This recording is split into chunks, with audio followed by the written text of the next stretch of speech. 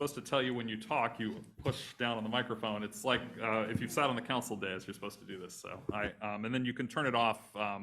Otherwise it'll just pick up like rustling of papers if you keep it on. But just use the switch, and you can see my light is green, so that's how you know if it's on, and that just allows it to be picked up by the folks who are watching remotely.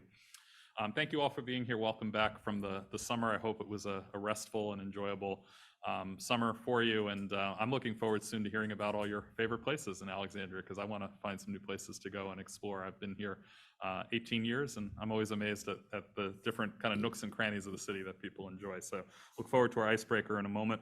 But first, we'll go ahead and have the Madam Secretary call the roll. Chair Kaplan. Here. Vice Chair Priest. Here. Linda Bailey. Brandy Collins. Here. Kendall Taylor. Here. Matt Harris. Here. Hillary Orr. Ajaysha Thomas. Present. Merritt Omey. Jesse O'Connell. Here. Okay, Chair Kaplan, you've got a quorum. There are 9 present. Thank you, Madam Secretary. We'll go ahead and move into the public comment portion of the meeting. I understand we have one speaker who pre-registered but who is not in the room today, so we can call and see if that speaker is available. If there are others who'd like to speak, you'll have an opportunity to do so after our pre-registered speakers. We'll call both in the room, and then we'll call for anyone online who would like to give comments. If you're online and want to participate, use the raise hand function, or you can put something in the chat. We have staff who are monitoring it. The ground rules are 3 minutes that you get to speak on any transit-related topic, and the board is here to listen to those remarks. And we have indicators that will let you know when your time is close to expiring and when your time has ended. So we'll go ahead and recognize our first speaker.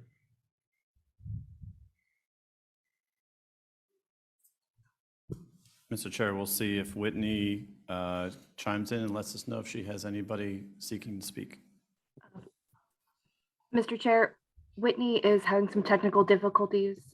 We only have one person who submitted a comment online. All right. Should we indicate if see if that person is present? They're not in the room, but are they present on the Zoom? We'll allow them to deliver their comments in person. If not, we will. Beth will be able to read the comments into the record for us. They are not currently on the call with us. All right, then Madam Secretary will read the comments to us. Okay, the comment is by Lisa Floriancic, and she had 2 comments. Please consider bringing back the AT3-4 loop. Second thing is, please tell your drivers to slow down through Park Fairfax. I've complained about this before. Some of them fly by my house on Valley Drive. There are lots of kids walking and riding bikes to school. Thank you, and I confirm with Josh that staff will be following up with the speaker, and so appreciate that. Is there anyone else on the Zoom who would like to, or watching remotely, who would like to participate in public comment?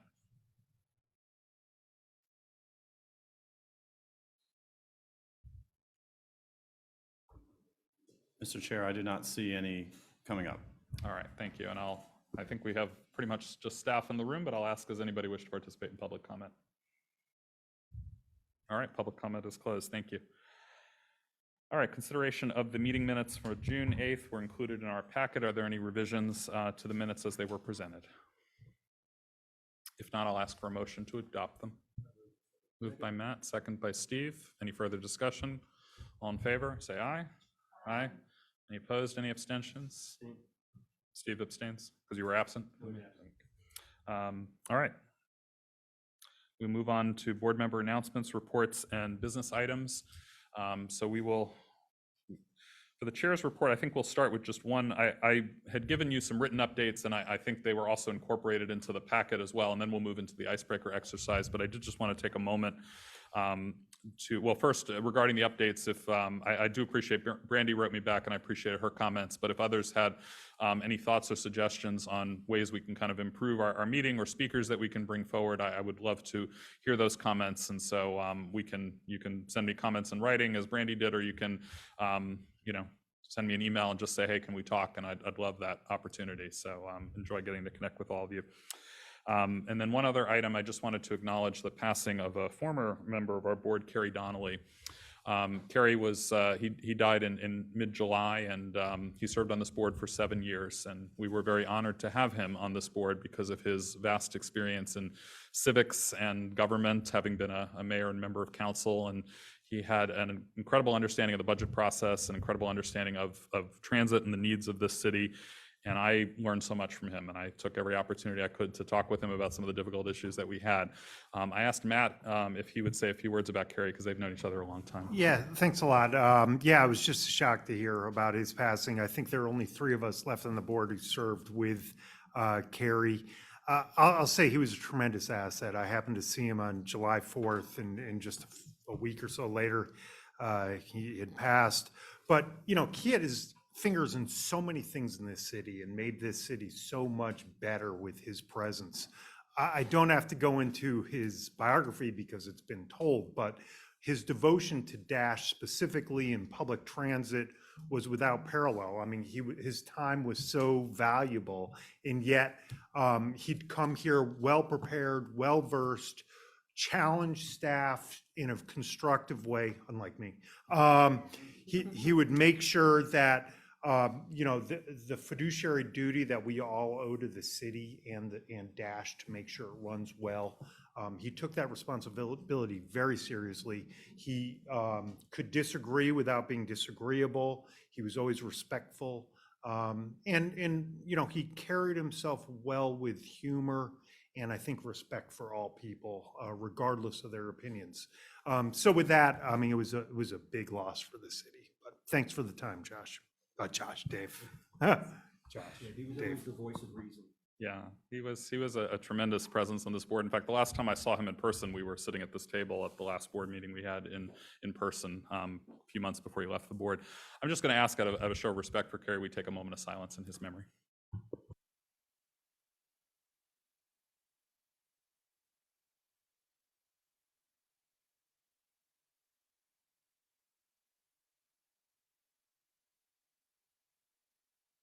Thank you very much.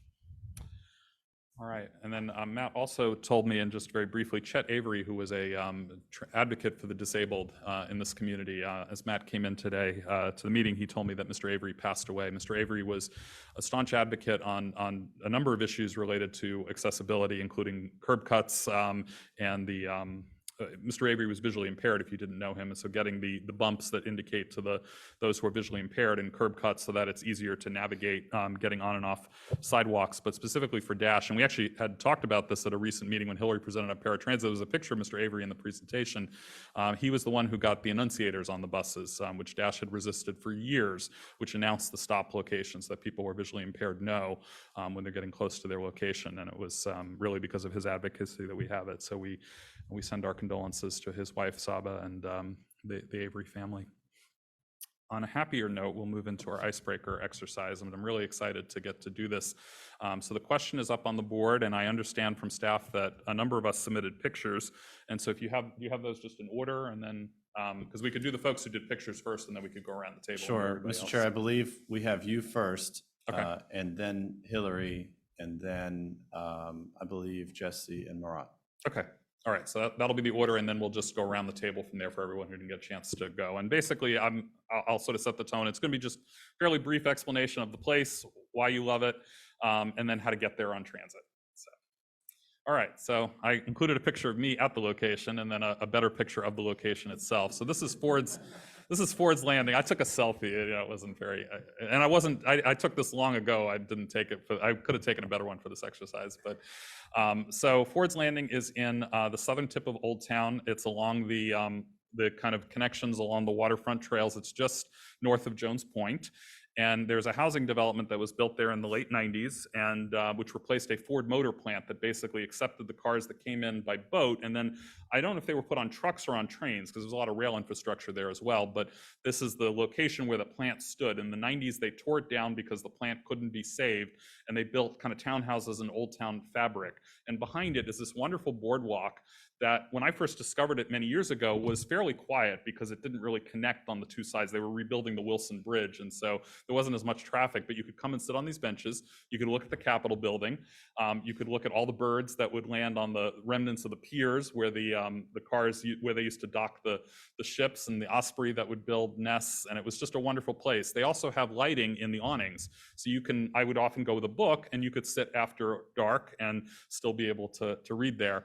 And during COVID, I used those 4 benches quite a lot when I would have kind of socially distanced gatherings with my parents. So it became even more important when we had to kind of have some distance. And so I kind of call that particular awning my office. And so if you walk by, you might see me there occasionally, just enjoying the quiet or or a good book. So, and how do you get there on transit? You take the 34 and you get off at the stop in the block of the Old Town Safeway, and then you have to walk up Gibbon Street, which is a bit uphill, and then you get to the entrance of Ford's Landing, and you just walk through the development till you see the water. All right, so we'll go on to the next. So Hillary. Okay, thanks. This is me. Okay, so, I thought about it, and I was trying to be creative and think about, like, little spaces that people didn't know about in Alexandria. But honestly, I love the Avenue in Delray. I lived on Mount Vernon for a number of years, and I think when I go there now, I was thinking about this the other night because we were sitting out and I ran into a community member who I'd worked on a project with 5 years ago. I run into business owners who want to talk about all things transportation. I run into my friends, and so I just love it because I feel like it's a place where people come together, and it's vibrant. There's Capitol Bike Share, there's scooters, there's transit lines, and so I don't take transit there much anymore with the small people as much. I'm driving a little bit more now, but I've done all of those things on the Avenue, and so I think it's just a great place, and it's kind of a place when we think about planning in neighborhoods that this comes to mind when I think about how we want to design our streets and our places for people to meet up and gather. So it just makes me happy. There's also great wine shops, cheese shops, all the things. So getting there from transit, you can take the 10A, the 10B, the line 33. Yep, it used to be was it the 10 that was there before? Changed all the dash names, got to remember all the routes. Yeah, just it's a happy place. I like it. Well, I swear Hillary and I didn't plan this, but obviously, as she just celebrated the entire quarter of Mount Vernon Avenue, I chose a particular place, which is Pat Miller Square, which is right there in the heart of Delray. If you've been there recently, you've noticed this new Delray sculpture has gone up, sort of very much designating the place. But to echo much of what Hillary said, Pat Miller Square to me is very indicative of like what I think Alexandria does well, what I think Delray does really well, which is to bring people together, right? This is where the farmers market is on Saturday. This is where they put up the stage when they have sort of, the concerts and the events that close the block. And it really does have that kind of like vibrant, bringing people together, much like, Hillary's comment. When I go to the farmers market on Saturday, I have to build an extra time because I will run into 7, 8, 9 different people that I know, and you'll talk, and the kids are running around. So I think kind of having that small village square experience is something that is really special, and definitely is kind of what is keeping me in that community. It also happens to be very well served by transit. There is a dash stop right there at Pat Miller Square, and there's also Metro bus stops for the lines that Hillary already mentioned right there. So we're 2 for 2 on Delray endorsements. Oh, that's cool. All right, Murat, it looks like your picture didn't make it. I apologize. Your picture was in there this morning. All right. It is a mysterious vanishing picture. I apologize. Paint us a picture. It didn't make it. This is me thinking of Alexandria when my eyes are closed, and this is what I see.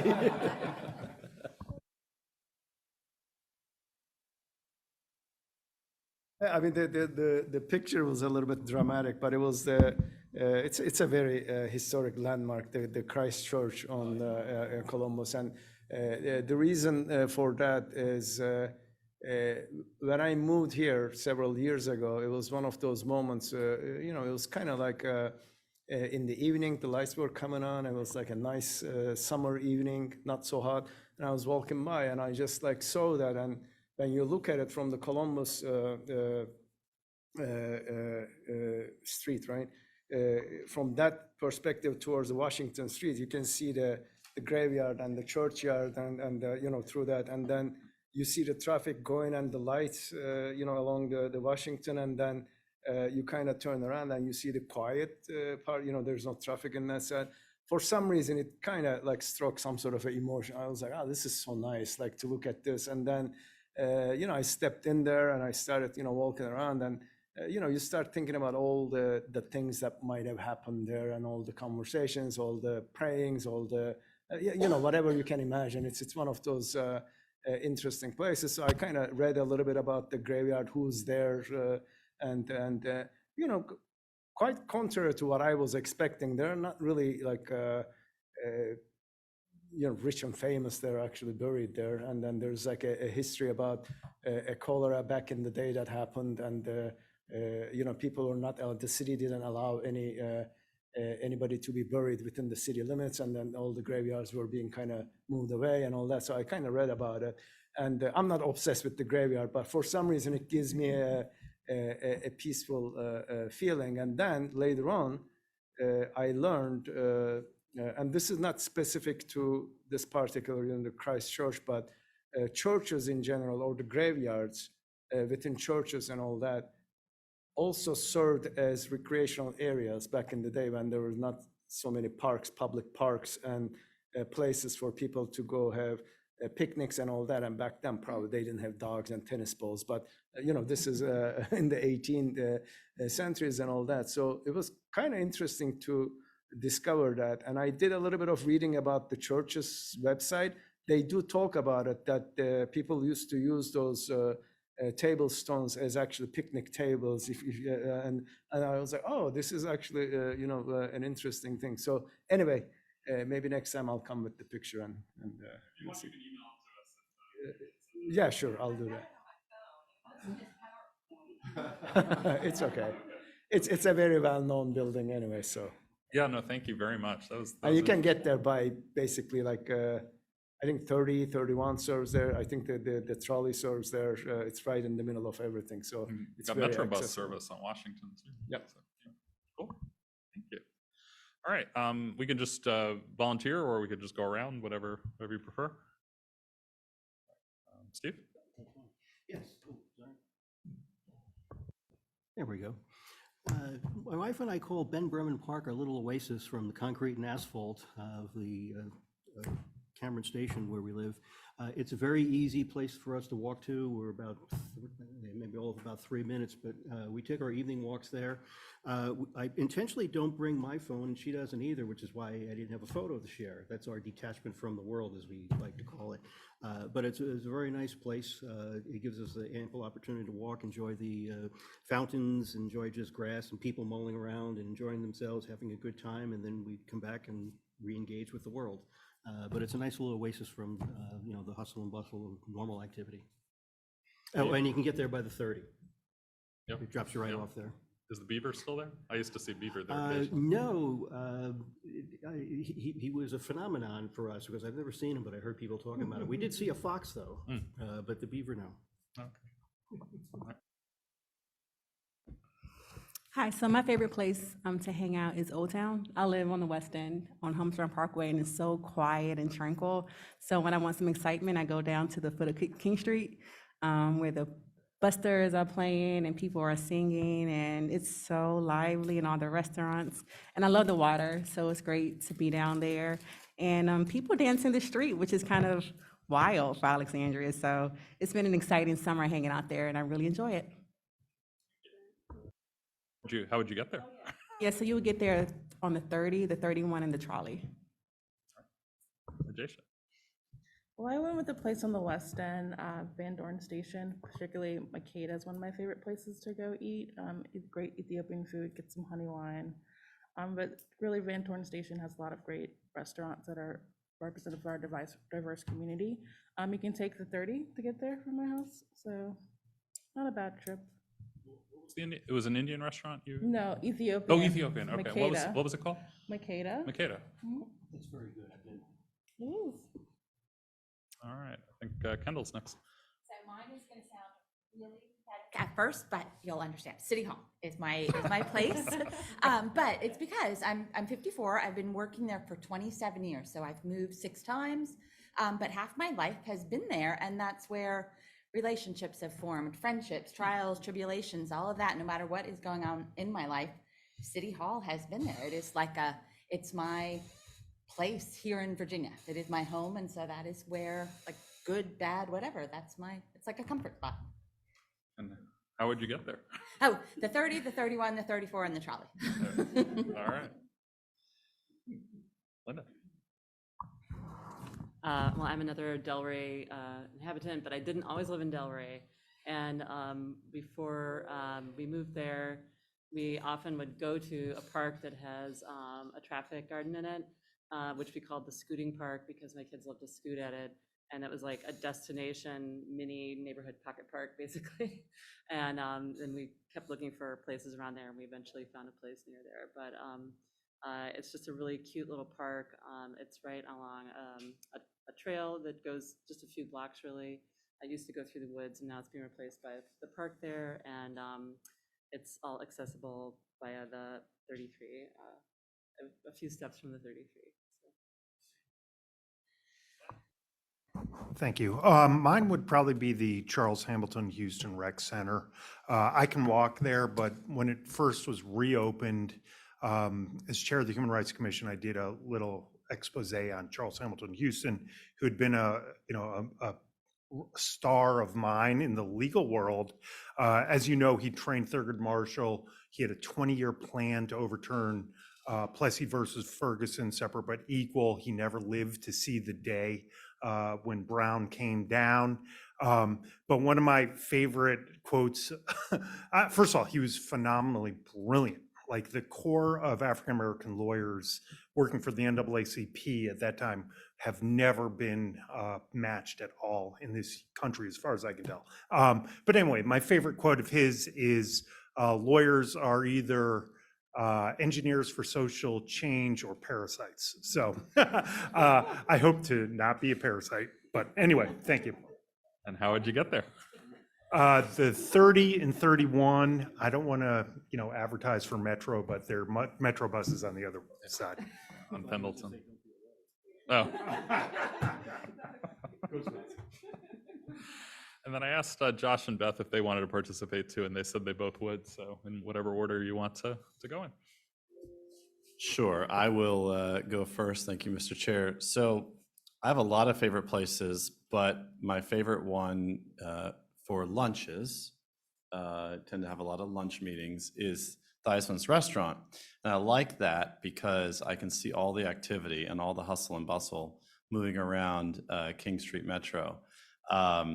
So I just love to people watch. I love to see the activity. I love to see the services we provide. And so I'm big on hubs because those are always the places where that's happening the most. So I do have a lot of different favorites, but that's the one. I had to jot, and I wrote it myself. I didn't have it pre-printed, so I'll show you. It's in my handwriting, down all of the ways you can get there. And I'm going to see if I get them all. I'm going to look at Martin and tell me if I've missed any. Starting with Dash, you can do the 30, the 31, the 32, the 33, or the 102, or the King Street Trolley. You can also take Metro 28A, 29K, 29N, the blue and yellow lines.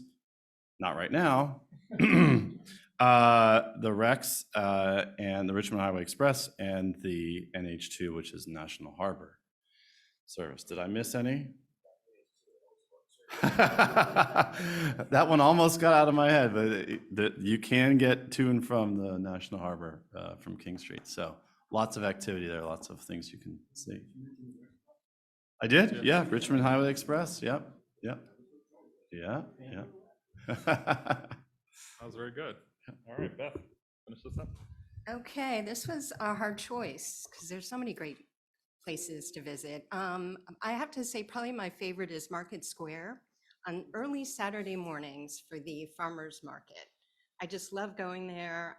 There's a lot of great energy and great organic produce and grass-fed beef and pasture-raised eggs. And I like supporting the local farmers, and that's have to say that's my favorite. And I would take line 34. That was fun. Thank you all for your participation. I enjoyed that, and it's nice that we have everybody around the table too, which is the first since we've been back in person. So appreciate that. That's all I have for my report because, as I said, I sent out some written communications on other things. I didn't get a request for an executive session on the email that I sent most recently, so I'm going to assume that the items there stand approved. If anyone wants one, just let us know when we get to the end of the meeting. We can discuss, we can still hold an executive session if somebody would like. We'll move on to the TNS Director's Report. Thank you. And yes, it is nice to be back in person and see all of you here. Got a couple things on my report tonight. So I wanted to start off with an update from our transit access and amenities project. This is something I mentioned to you in either May or June, I'm not quite sure, where we were, you all had actually requested this a while back, and we finally kicked this off where we are visiting all of our bus stops in the city and doing an inventory. And it's taken longer than we had planned because when you get people in the room of all the things you want to inventory, it creates quite a database. So we have that all set up now, but we are going out and visiting all the bus stops and doing that inventory, and then we'll, take ridership information and we'll be able to prioritize where we need to invest in amenities. So that's exciting. I have on here the metro shutdown. I don't know how much we need to talk about this one. I think you all know what happened, but the blue and yellow lines are not running. We've got robust shuttle service from WMATA. We're offering free Capital Bike Share memberships. There's free water taxi rides. VRE is also free, but just of note, let's all be prepared for potential rail strike. So there might be some messaging out about that coming out tomorrow. But so far we've seen pretty decent, I think about 50% of rail ridership taking the shuttles from Metro. So we will just keep tracking along with that and hope that people are finding other ways to get around that is not driving alone in vehicles, which I don't know if we can. Duke Street's been pretty congested, so we'll see. Also have on here that the Metro has stated that they'll return the 7,000 series trains. Starting, I think they said September 12th. I have not gotten an update if that actually happened, but that is a big part of the plan to keep the rail lines that are running on a frequent schedule. Let's see, on here I also have the 2023 legislative session. So the city's legislative coordinator is preparing our legislative package right now. She sent out kind of a request to boards and commissions that if we do have any legislative proposals to recommend for inclusion in the packet, now is the time to start thinking about that. We're really focusing on the 6 council priorities and items that are actionable. And so if you all have suggestions, we can certainly talk about that. We can get it in a letter. I believe they're due before our next board meeting. So the letter can come from the chair. It doesn't have to be something that's adopted, but I just want to open that up if anybody wants to talk about that or has suggestions for that legislative package. Anything you're thinking about? Okay, we can always come back to it if something pops into your mind. Speaking of Duke Street, we have a couple updates. The city kicked off our Duke Street traffic mitigation pilot phase 2 this past Monday. So if you all drive or take transit on Duke Street, I heard most of you all mention line 30. It is a popular line. It connects the city. Duke Street is a very important place for transit, and so there's a lot of congestion on Duke Street in the afternoon, so we've been trying to figure out some ways to mitigate that traffic, which helps move cars, but it also helps move our transit along. Right now, the crux of the phase 2 pilot was that we closed off access to the Telegraph Road ramp from West Taylor Run Parkway. So you can no longer make that move, which means that ramp is pretty much free flowing unless a pedestrian pushes the button. So that should help alleviate some of the congestion that we see in the afternoons on Duke Street.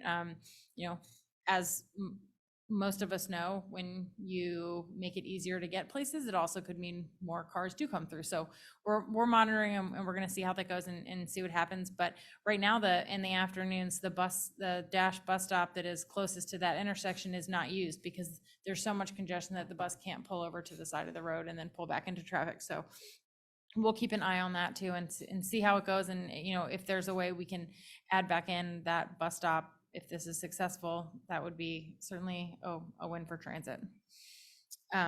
You might not know that we're doing congestion mitigation if you were out there this afternoon, but also the metro shut down. So the other Duke Street project I want to talk about a little bit is Duke Street in Motion. It's our Duke Street Transitway project. We have been doing a lot of work over the summer. We did not stop meeting over the summer with the advisory group. So we're at our 5th meeting, which is tomorrow night.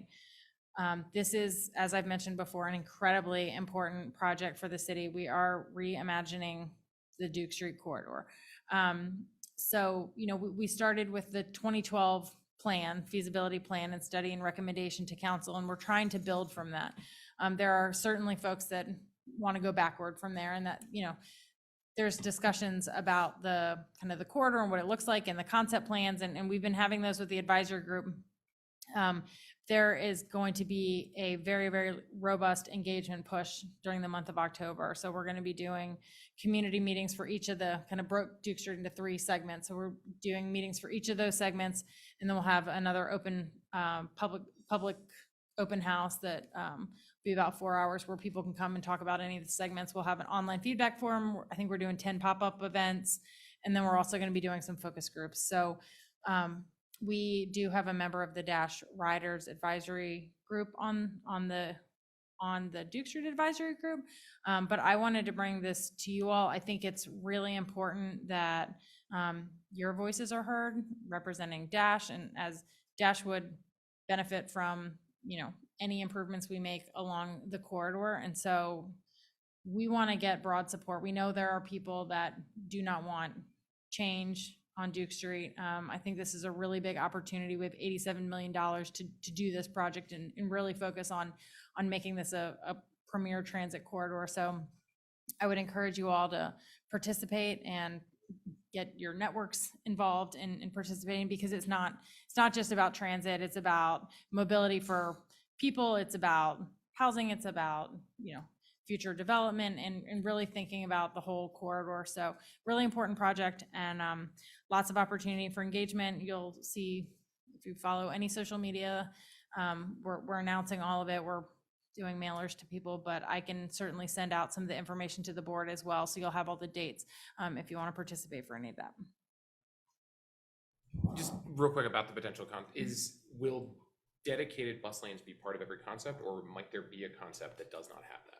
Yes, there are all varieties of concepts. So we have dedicated lanes, curb running lanes, and mixed traffic lanes, and we're trying to get feedback, really trying to get feedback on the running way, but also thinking about the edge conditions as well, and understanding the trade-offs that people, you know, we did a vision and guiding principles exercise, and as a lot of those go, it's kind of like yes and so now we need people to start prioritizing some of the guiding principles and help us understand if we have to make trade-offs because we can't fit everything, what does that look like and what are your priorities? So thank you. Are there any other questions on that project? Oh, go ahead. I was wondering about the focus group. How do people get ready for that? And then you can have a call to get people to join this. What does that process look like? So we are looking at some, we have not decided all of the focus groups. I think some of that is going to come out of the engagement and understanding what some of the issues are. And then, you know, after the initial engagement push, diving in a little bit deeper with some focus groups. I know that we're looking at youth. We're looking at, I think, a population of renters and going to some HOAs. But if people are involved, certainly reach out. You can email me directly, and we can see where that fits. I don't know what the final decision is, or if there is a final decision yet on what the focus groups are going to be and what they're going to look like. But I believe we got a lot of information from the initial engagement that we did last year, from people who were interested. And so we have some names through that, but if you're interested, please, no. But if you have thoughts on anything, please feel free to send them to me. Appreciate it. Hillary, like the curb lane doesn't seem like that much of an advantage looking at the three different options. Is there a predominant flow in the evening and in morning? Like, does traffic come in mostly in the morning and goes west in the evening, or is it pretty much a wash? Yeah, unfortunately not. I mean, in certain segments, like in certain portions, kind of, around different ramp entrances and exits. But So a reversible lane would not do anything. it's something that we are looking at, I think, with the segment 2. Okay. If you looked at the advanced materials for this upcoming meeting, I believe that is one of the concepts that we're going to discuss. Because segment 2 is the middle of the corridor where it's already, you've got 4 lanes and a center turn lane and very narrow sidewalks, buildings very close to the edge. So it's a constrained right of way in that portion. So we're trying to think of some creative solutions. Hillary, I would imagine we're gonna, and when this proposal ultimately goes to council and planning commission, we would weigh in as a board in terms of the advantages of death. But at this point, from what I'm understanding, it's best to just raise awareness about the survey and to participate as individuals. You're not asking for any group advocacy at this point for a specific outcome or part of the principles, is it? Not at this time, but I think maybe November is actually not a bad time. If people are participating, I can do a more robust report to the board in October if we want to do that. I actually believe one of the meetings is scheduled right after our October meeting. But I'd be happy to do that. I think some other boards and commissions are certainly weighing in on the kind of concept plans. This will ultimately go to council to make a recommendation on a preferred alternative likely next fall, but they're depending on what comes out of the engagement and then kind of the narrowing down of concepts, council might have to take an action on whether or not to amend the 2012 recommendation. So any support we have from boards and commissions is certainly welcome. Okay, so then if we could schedule a presentation, put it on the October Sure. agenda, and then if there's interest, we could send a letter. Sure. And I appreciate Jen Monaco came to the Commission on Aging's Transportation Committee. I'm trying to get her, and you and I had been talking as well in front of the full commission, and I think we're making some headway on that. So I'm glad that the seniors will also be represented too in some of that decision making. Absolutely. So. And then also just an item that's of interest, talking a lot about the Duke Street plan, but just the status of the West End BRT, if that's something we could get in a future report, just an update on sort of when we should expect more. I know there's still a lot of work that's going on in terms of planning for that, but just to understand when we might start to see some. Sure. Well, I just got an email yesterday that we have a signed contract to move into design. So I will hopefully have more information next month on that one. Awesome. Yep. Thank you. Okay, any other questions on that? Okay, the last item on here is our fiscal year 24 budget priorities. We just started 23. We're already diving into 24. But the city manager, he actually, since I wrote this, did send out a letter to boards and commissions requesting input for FY24 budget priorities. This is an off year for our CIP. So unless there's very urgent needs, we tend to not put large projects into the CIP on off years. So, we are certainly continuing the capital improvements for Dash through, our bus fleet replacement, the facility, moving some of those projects along and always adding funding to the end of the CIP, but nothing big right now that has come up for FY24. But if you all do want to discuss it or have, I know we're talking about the budget a little bit more later tonight, but if there's input that we want to provide as a board to the city manager, now's the time to do that. I think we can talk about it now. I don't think letters are actually due until, I believe, November. So we've got a little bit of time on that. And we can kind of dive in a little bit later when we go over some of the financials and out year projections. Yeah, so we didn't have a lot of time to react to the letter, and I know we're trying to make sure we get on the distribution list so that we get the letter, and I know there was some issues within TNS as well with some staff liaisons to commissions. So Josh has put together a set of recommendations that he'll outline. I don't know if that was, I know I've seen them, I don't know if were they sent to all of you yet, or that email, was that no, just to Mr. me? Chair, I Okay. have not, but I'm happy to. Oh, okay. So we're gonna be discussing them in the general manager's report, just some suggested framework, which mostly is just staying the course and what our needs are for the next year. And so we do typically send a letter, which we would then have the October meeting to approve, but to start that discussion tonight. And if there's anything that you want to add or anything that you want to consider, as Hillary said, we can make that part of the conversation too. Calendar wise, the retreat is the 5th, and then they're going to do their budget guidance and resolutions on the night of the 8th. So that's a lot of kind of leading into kind of council's budget process. November, right? Yeah, November 5th is the retreat, and November 8th will be budget guidance and budget process resolutions. Okay, thank you. Is there any other updates from others? Many of you serve on other boards, commissions, and civic groups. Is there anything you want to bring forward? So I also serve on another ATC board, the Alexandria Tutoring Consortium, and we're celebrating our 25th anniversary tomorrow. So if you are interested in becoming a tutor, we're also recruiting for tutors in ACPS elementary schools. We serve 12 of the 14 elementary schools in the system currently, and we want to expand to all 14, but that requires volunteers. So if you want to get on the bandwagon for the next 25 years, please let me know, and I can share information to volunteer with our children. Anybody else? All right, we will move on to the general manager's report. Thank you, Mr. Chair. Members of the board, it's good to see you back from summer recess. Appreciate you being here at the Dash facility and joining us this evening. I have a number of updates. Many of them are, I would say, ways to talk about how great a job our team has been doing and all the work that we've been doing over the summer, and I'm really proud of them for that. But I'll start out with some introductions. So many of you may know or have heard over the years that Dash is under a management contract with First Transit. First Transit is an international transit management corporation.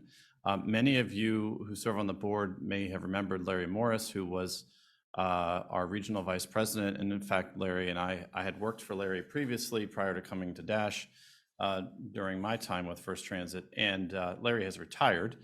So he's enjoying the retired life. Who knows what he's doing, although maybe Kristen or Bill will be able to fill us in. But we do have two members of the First Transit team here. Just to kind of go back and provide a little more detail, First Transit does not actually directly manage the operations of Dash or have a day-to-day role. Rather, they have an advisory and oversight role that helps to ensure that myself and my team have the resources we need whenever we encounter challenges within transit and have needs and support. One of the things that they often do, and we'll be resuming shortly, is to provide a review, an on-site review, essentially a mock federal review of our system to help guide us and understand what areas we should focus more on and where we might be excelling. And lastly, they do provide some staffing support within our safety department because First Transit has a very robust safety program as well, which I'm sure the team will be able to answer any questions you might have about that.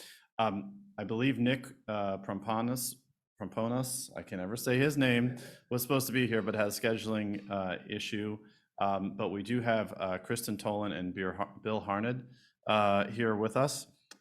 So I will allow them to introduce themselves, but I will just say that Kristen is our most direct contact and has been here quite frequently to Dash, meeting with staff and keeping up with what we're doing.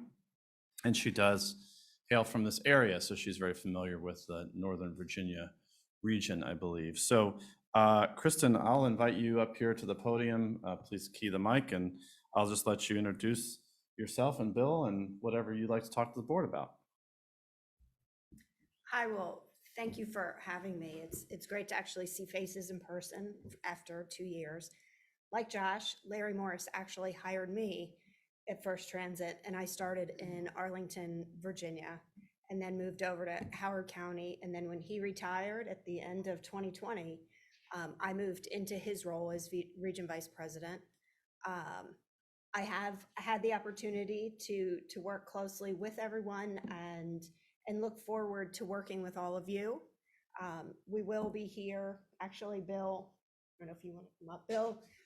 Bill will be here in 2 months doing a mock review to help make sure that all the pieces are in place that need to be in place from the FTA standpoint, as well as, and for better or worse, we have negotiations that'll be starting in the spring, and First Transit will be assisting with that. Overall, I don't know if you want to introduce yourself too. Bill Vernon with First Transit, been with First Transit for 22 years. I remember the old facility, been in the old facility many times. And I'll be here in November. I'm a Hokie, if that matters to anybody. All right, there you go. So, and I love coming up here. Yeah. So I'm happy to answer any questions if you all have any for me. Okay. Well, it's nice to meet everybody. Thank you, Kristen and Bill, for being here and for those introductions. I will move on now to talk a little bit about what's been going on at Dash here this summer. And I have to get out my cheat sheet. I should have one of those things where it falls on the floor. The team has really been working hard, and as I mentioned at the start of my comments, I'm very proud of what they've been doing. So these are some highlights of what we've had going on. And I'm just going to briefly touch on them. There's obviously a lot more that's been happening, and certainly if you have any questions about any of these, I'd be delighted to talk to you about them now or outside of the meeting. So in our operations department, they've been very busy, obviously, maintaining services and ensuring that we meet as many of the commitments as we possibly can. Obviously, staffing has been a significant issue for us, as it has been with the entire transit industry, and frankly, with all industries, it seems. But they've done a great job helping to minimize the number of trips that we miss on any given week. And the few times that we have missed service, we've worked hard to ensure that that is in corridors that have significant amounts of service and are otherwise more of a spacing issue with the buses, so that customers are still able to get a ride within a very reasonable amount of time. They've made great progress in implementing the operations center, which is now operational 24 hours a day. If you'd ever like to see it, please let us know. Be happy to show you. It's really cool. Murat was just here a week or two ago, and we took a look at it, and screens on the wall and seeing everything that's happening. We also implemented new computer access terminals for our bus operators, something they've never had in the past. This allows them to be able to connect to our paycheck system, which is their payroll, and we're gradually working to expand that to include e-learning and other opportunities for them. On the planning and marketing side, you can see a couple of the brochures. The two green, sort of greenish outlined mailers. I can't take credit for that very cool poster, but I put it up there because I just thought it was so cool and everybody loves it. Kudos to the team in Alexandria who pulled that together. But the other pieces are mailers that went out to all Alexandria addresses. So hopefully if you live in the city limits, you received one or both of these. And these are opportunities to help reach out to current customers and prospective customers to let them know we're here and we're free, and we know that things have changed, and we're here as a resource for them. We also worked through the APC retrofit. Martin will talk a little bit more about that in his report. That's a huge step for us in our data collection. We've also been coordinating with the city for our Landmark Transit facility. It is a temporary location. As you know, Landmark Mall is now gone, woohoo. And there's a lot of progress being made there, and we're really excited to see that. But it's an important hub for us, so we've been able to maintain an alternative there. On the HR side, they've been just as busy hiring a lot of people. In about 3 months or so, they've gone through and processed 52 new hires, which is a significant chunk of work. As you know, it's not just about the interview and the paperwork. It's about getting them in the door and training them and making sure that they meet our standards. And I will tell you, it's an exhausting process. So I'm thankful to the team that they continue to work at that as much as they do every day, and that the changes we put into place have helped. We also rolled out our first comprehensive EEO program. It complies with federal guidelines. Historically, Dash has not been a federal recipient, and unfortunately, we still aren't. But we are working to continue to implement federal policies to ensure that if and when the day comes where we have federal money at Dash, we're already compliant. So our EEO program is a big part of that. Continuing on with customer service, we've seen significant performance from our bus operators and our staff. As you'll notice, the trajectory there of 20 to 21 to 22, those are commendations. Commendations are very rare. Typically, if you think about it, you don't tend to go home after an awesome dinner where you had a great time with friends and the food was great. You tend to fall asleep and say, I had a great time, and that's that. But you do tend to head to your keyboard or your phone and let us know when things are not going well. And we do get our share of that information. But when someone goes out of their way to write us a letter or call us and tell us about someone who has done an excellent job, it really, really means the world to us. So we recognize those individuals. Every one of them that receives a commendation receives recognition within the facility. I send them a letter myself, and many of our other team members reach out to them and let them know how awesome a job they're doing. So to see that trajectory increase has really been a great thing. Customer service is also doing some ghostwriting to check out our services, look at the buses, how clean are they, how are the bus stops looking, what's going on with the driver. And we hope to expand this to Joseph, our office manager, who's sitting all the way there and back. You may know Joseph from periodically at board meetings. He and his team are working to expand a grading system so that we kind of have a ranking of how well we did as compared to other buses and riding other buses within the service area. So we're really proud of that project and what that's been showing. Yes. Can I ask just a specific question about that? It says in the packet 87.4% score compared with the other services in the Fairfax.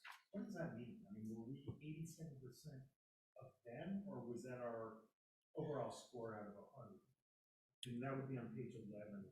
Yeah, so we're working on kind of fine tuning how this works, but I welcome Joseph if you want to come up and explain your system. But essentially, as I understand it, we're evaluating on a scale, and we got an 87.4%.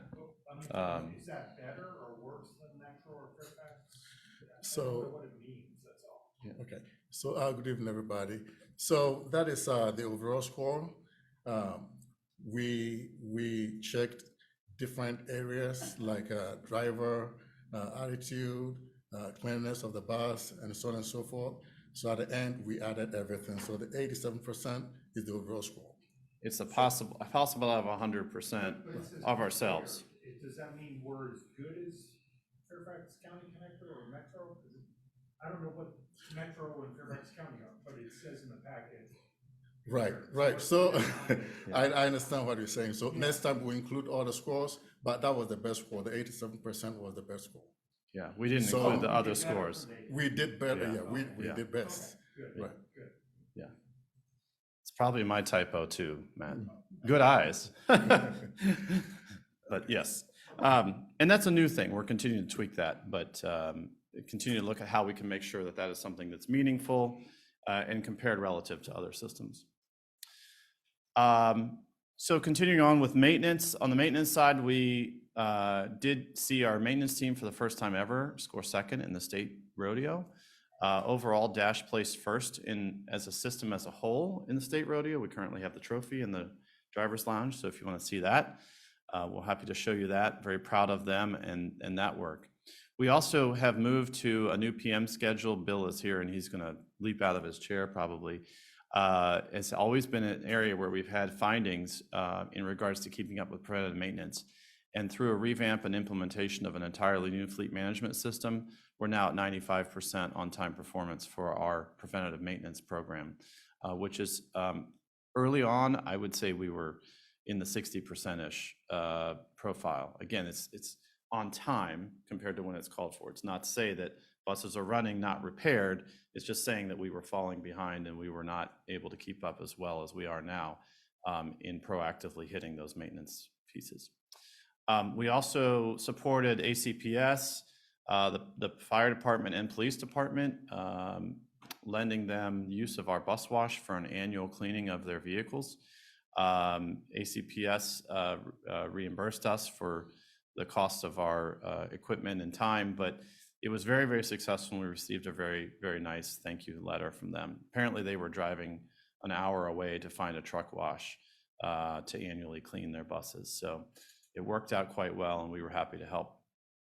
Lastly, we are now one of the leaders in electric buses and electrification. And so we have taken a significant amount of our effort and put it into electric bus safety. You can kind of see it there in the bottom right. It's hard to see, but the technicians are dressed in their anti-electrocution, I call them, outfits. But high voltage systems are very dangerous, as are the electric equipment that goes along with them. So we actually were a facility that was used to film a national video helping other transit systems to know how to approach these vehicles and to work on them in a safe manner. Our safety department has been heavily involved in this and has grown to meet the needs of understanding electric bus safety and electrification. So we're very proud of that. On the safety side, we did implement the TSA security program. It's a program outlined by the Transportation Security Administration with 0 findings in our first audit. We've also been working to expand our event reporting system, and there are various efficiencies. Stephanie is currently out this week. Otherwise, I would invite her to talk a little more in detail on these, but I'm hopeful in the next couple of meetings you can hear from her. There's just been a lot of activity around these preventative safety programs and measurement programs to help us better understand all of the areas we need to comply with and where we are on those. On the training side, we have increased our staffing and our capacities. Our classes are now larger. We are seeing more throughput, and we are seeing more opportunity to hire prospective drivers. So we've changed strategies to overhire. So we overfill the class, and I'm not going to use real numbers here, but I'll be frank. We could hire 10. 8 might show up on the first day. 6 might make it to week 2. 5 might make it to week 4. By the time the class is done, we're often ending up with less than half of the people that started. Sometimes we have to let them go. It just doesn't work. You know, that's a whole part of the program. But we've increased our capacity so that we have larger classes, more big groups of people, so that the end result nets us more people. And that's really worked well. So a lot of hard efforts there. And lastly, these are some administrative items. We've moved 401k and the processing and administration of that to our finance. We do have payroll, full-time payroll staff here at Dash, and we had a vacancy. Actually, one of our folks had left during the pandemic, and that had been a vacant for a number of months. So we've restaffed. We've also worked to pull Munis data. Munis is Kendall's other language. She speaks Munis. I'm waiting for my cheat card to learn the basics. But anyway, we have to interact with that system, and then we also have reports and data that we're putting together here at Dash. So the team has worked to build some connections there and standardize our reconciliation and pulling of the data. So I know that that's been a big effort on their part. Okay, so as I mentioned, the team's been busy, and I'm going to continue along with my report unless there are any additional questions. Josh, what do you know about the school system and their buses? I saw an electric bus, city school bus for the first time. I didn't even know the city was going that route. Yeah, so ACPS had an event where they launched their first, I don't know if they have a couple or just 1 or 2 electric school buses. They actually, when they first got them, they're powered by Proterra batteries. but the buses are built by a school bus manufacturer. So when they first got here, they actually came over and charged them on our Proterra chargers. School buses are honestly like the lowest hanging fruit from an electrification perspective, because it's very viable for a vehicle that only runs 2 or 3 hours a day and generally sits to be charged and run as electric, but also to serve as potential backup to the grid.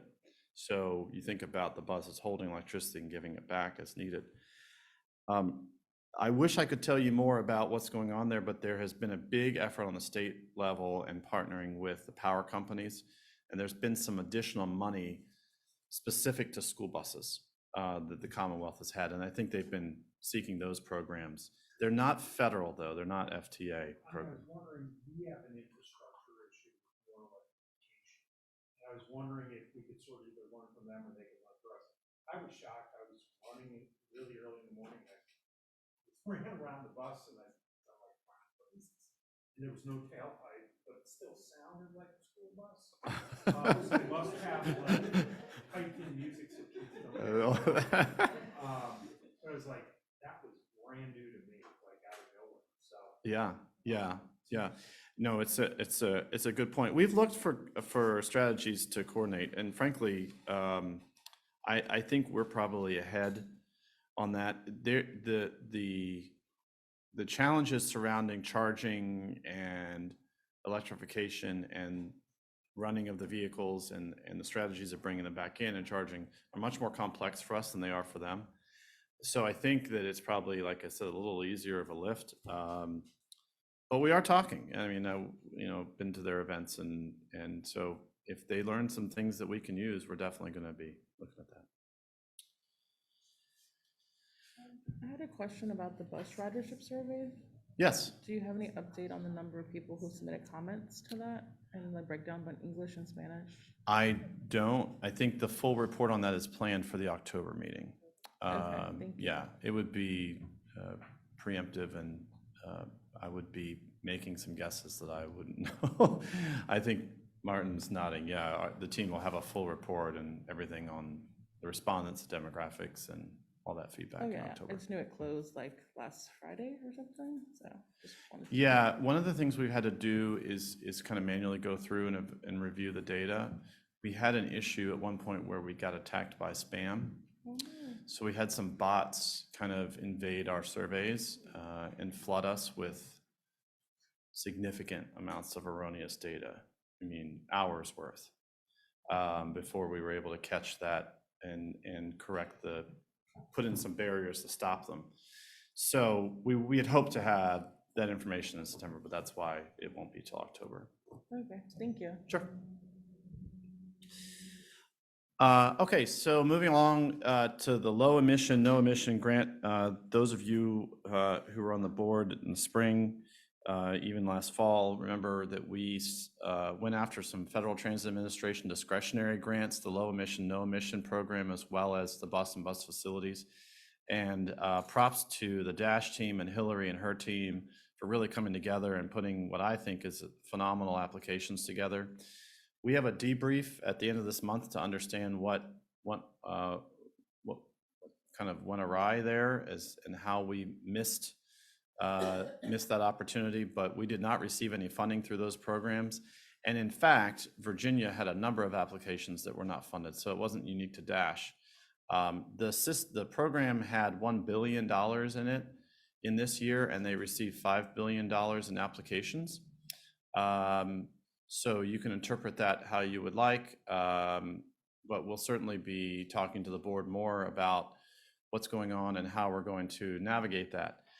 But what I think is important to say here at this juncture is that this means that we do have to continue buying some diesel buses. Our diesel buses are highly efficient and very low polluting, but we had done this in an effort to avoid buying any additional diesels. Obviously, there are significant infrastructure investments that need to happen, and we did put that in.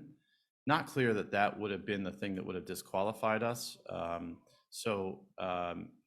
We'll see kind of what we can do in the future, but there will be probably some eyebrows raised within the community to say, you know, why are you buying more diesels? And we understand that. But to be clear, state of good repair is essential. And we all know what happens when you start to defer replacements and repair and how that can be a compounding issue. So the team is going to move forward with the CIP funding that we have to secure the replacement buses that we need to secure. We're also evaluating some other methods of getting some funds to support the CIP. But I just wanted to share with the board so that you can kind of help us head that off when people ask, you know, if someone were to ask, well, why can't you wait and go for next year? The reality is that next year there's a whole nother set of buses that have to be replaced. So we can't wait, we need to move forward. It keeps us, however, on track for our 2035 goal. We did not originally plan in the 2035 goal for these to be electric buses. So to be clear, if we buy diesels today, we're still on track. In the next couple of years, though, we will start to fall behind unless we secure funding and continued electrification.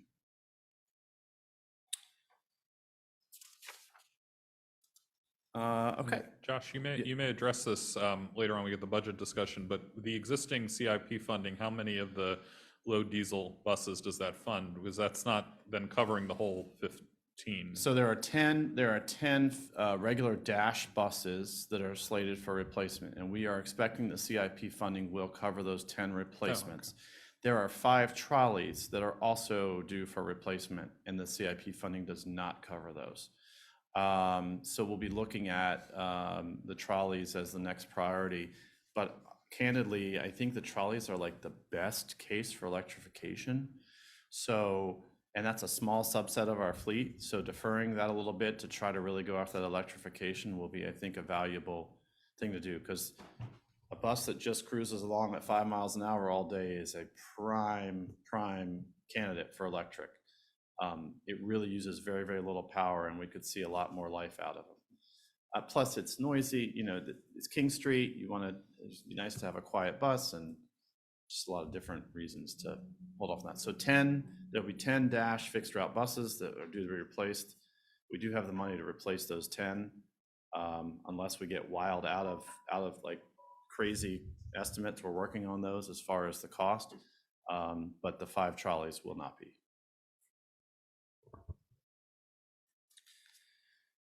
Any other questions on fleet electrification? Hillary, did you want to? Hillary's been awesome with this. She and I have been side by side on all of this stuff, so including commiserating when we didn't get the award. By the way, I will say, and Hillary has shared, the city also applied for some other grants. Was it Raise grants? Were also not funded. So kind of a bummer year for that. The last item that I have here is, before we talk about the budget priorities letter, that is an item that I'm going to jump into.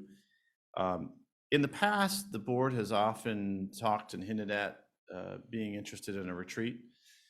I've been involved in other transit systems. We've usually done an annual retreat, or at least every couple of years a retreat. This board hasn't done one since 2017 when I first got here. So I wanted to throw out there, I'm on the wrong slide, sorry, there we go. I wanted to throw out there a conceptual outline and ask the board to provide feedback and just discuss whether you would like us as staff to continue to move forward and look at possible dates and opportunities. My proposal would be to bring you together for a half day here at the Dash facility, bring a facilitator in. I mentioned a lady named Terry Glass. She's phenomenal and has worked with the Dash staff and knows the organization very well. So that's one of the reasons I recommended her. Of course, the board can ask for other options if you so desire. But the general concept that I had was to do some team building, communication, discussions. You've got a number of new members, get to involved in how you all work together as a board, your role and how to be effective in that role, and how to help move the organization forward. Some strategic planning discussion, maybe some touching on the items of priority for the board. Any visions that you have, and wrap up. Certainly we would take care of the meals, and we would seek to find a day farther out in the future that would give everyone the opportunity to plan for it and that would work with everyone's schedule. We know that's very hard. So I'm not saying that we would have to do this in a month. It could be a couple months out. I just wanted to get a sense, and I talked with David, and I'll turn it back over to you, David, if you wanted to add anything as to the interest of doing this. Sure. So yes, Josh is right. It's been we've had 2 retreats since I've been on the board, and I think Steve was here the last time for the second one that we had, and that may be, I think, good in terms of who is still around. And I mean, it was helpful to get together. The topics were, we talked a lot about kind of what does a transit board do to understand kind of the dual roles that we play in terms of advocate and also kind of managing and shepherding the system.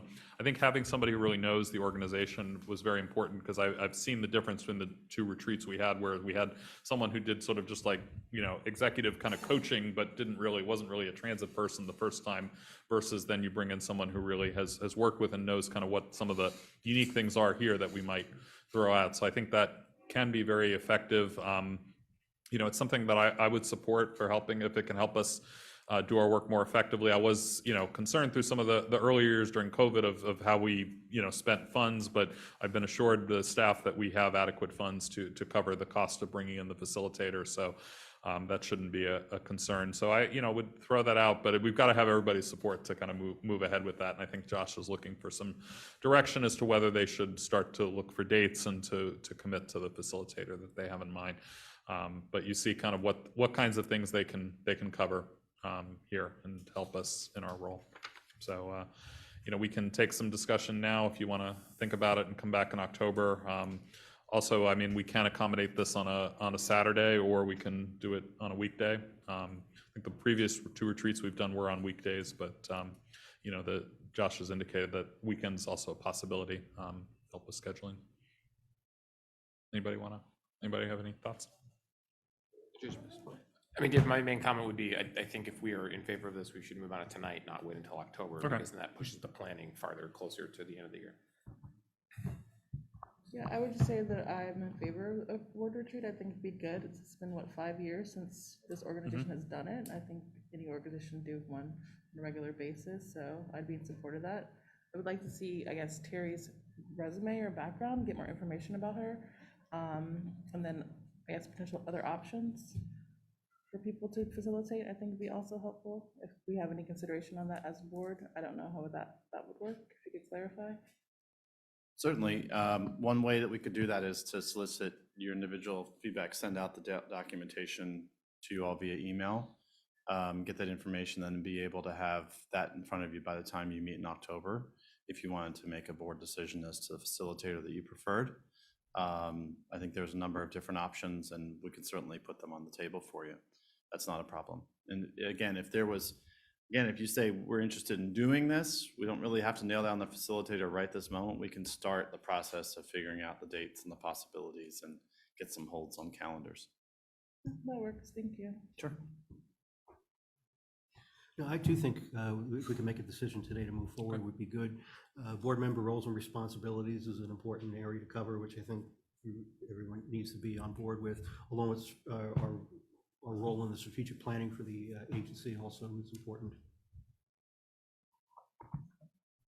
Does anyone, I mean, I'm hearing that there's support for doing it, subject to figuring out who the appropriate facilitator is. Is there anybody who thinks that, this is not the right timing, or this is not the right topics to cover, or that we need to go in a different direction?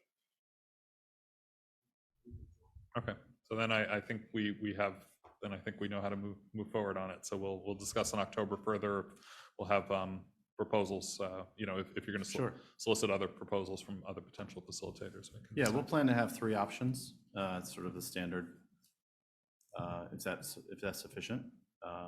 And we'll try to get those to you in advance of the next meeting, so you can kind of give us your feedback on those individual facilitators and whatnot.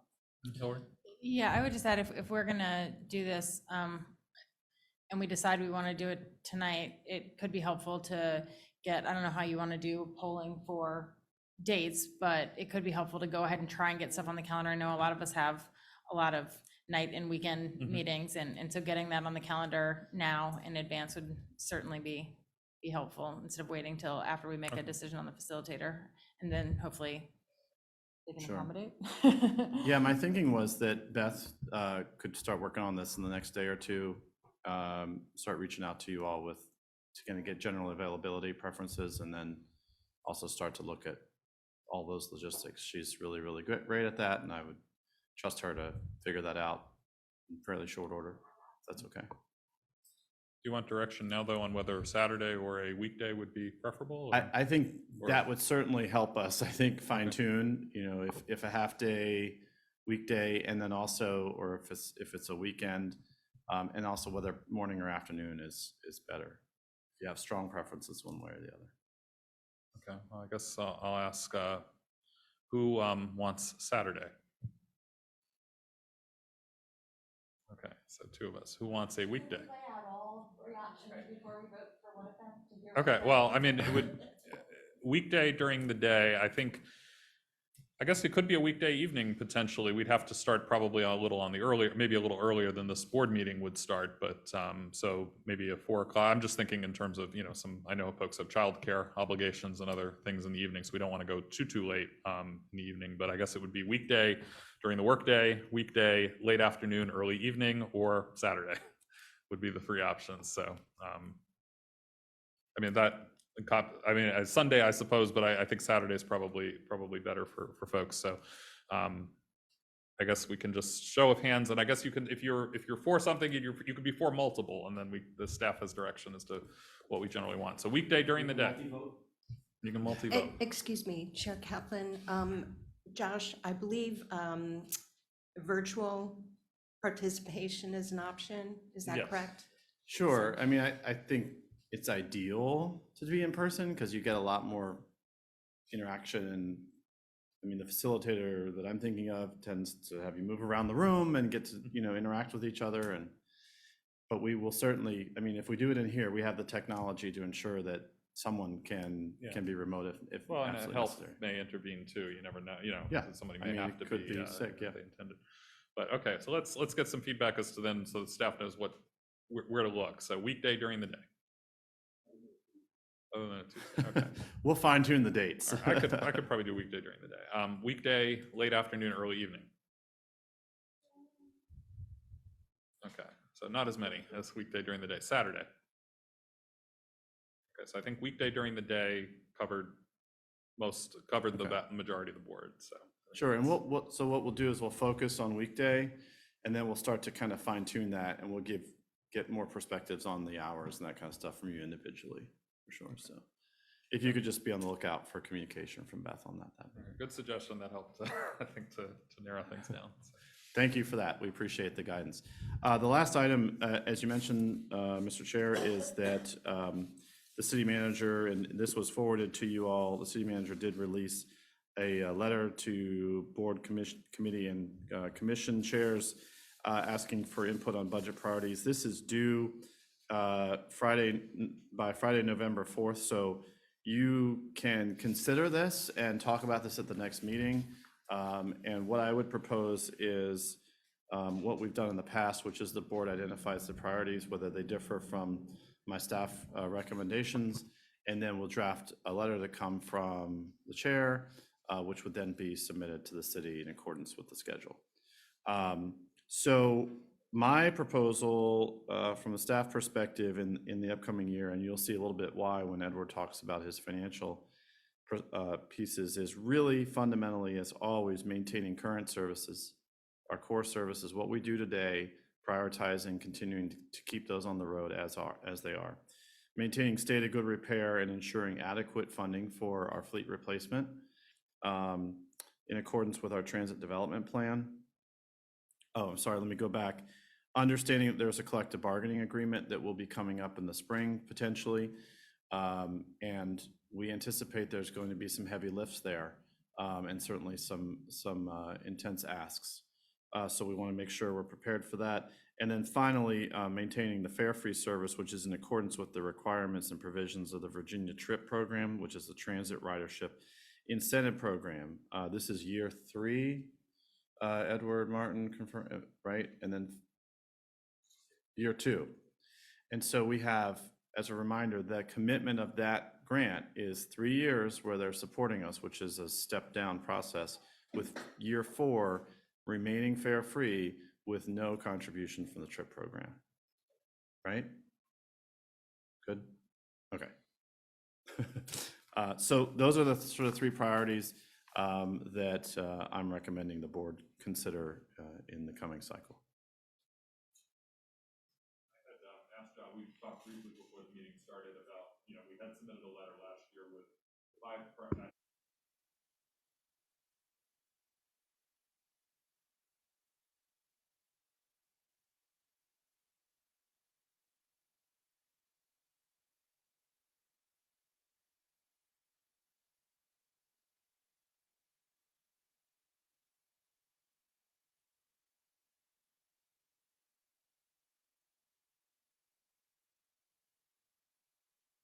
my microphone was off, as to when we prepare the letters to whether we want that to be a part of it as well. So something to think about. And if you want to include any of that, we should, give staff that direction so they can include it in the letter when they bring it to us next month.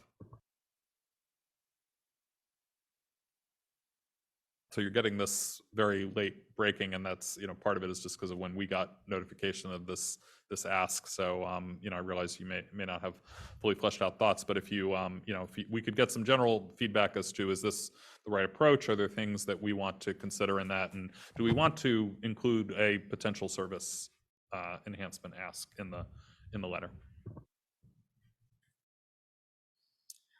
So I thank you for that, Josh, the overview. I think that as we've been working through the budget and looking through the packet and some of the discussions we're going to have, kind of thinking about the 5-year outlook and the CBA negotiations that we're going to have this year, I think there's going to be a really big lift for Dash this particular year. So, I think focusing on state of good repair and fare free is really key. And I would be inclined to not ask for additional service adjustments at this time. We'll be funding, again, the service adjustments that we got last year on top of, all of the negotiations with labor. So that, I'll just throw that out there.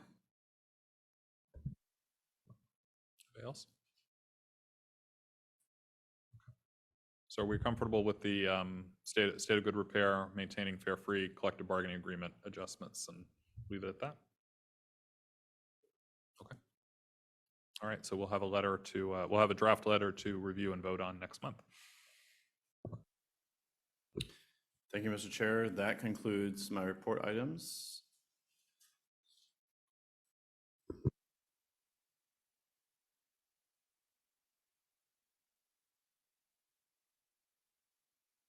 Yep.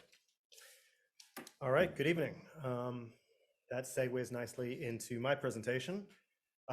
First, I wanted to present our 5-year budgetary outlook. Want to preface this in that we're not asking the board to take any action on this. This is purely in the interest of transparency and outlining some of the budgetary fiscal pressures that we will see in the upcoming years.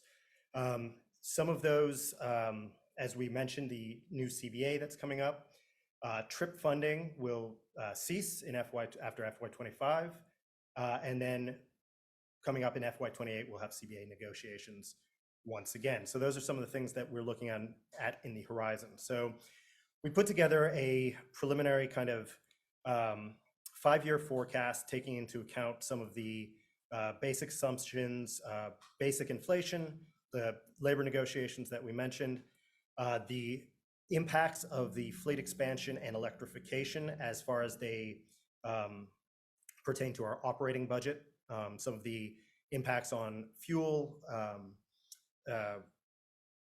utility costs and whatnot as that fleet expands based on our current fleet expansion schedule and electrification schedule. And then there's just the basic organic growth. We want to present this just to give full transparency on where we see those pressures coming in the next 5 years, what it's going to cost to maintain the current services as they operate today, and then looking at some of the costs associated with those ATV expansions that we've discussed. So this is the basic trajectory as I discussed. What you're looking at here in the different bars and what they represent.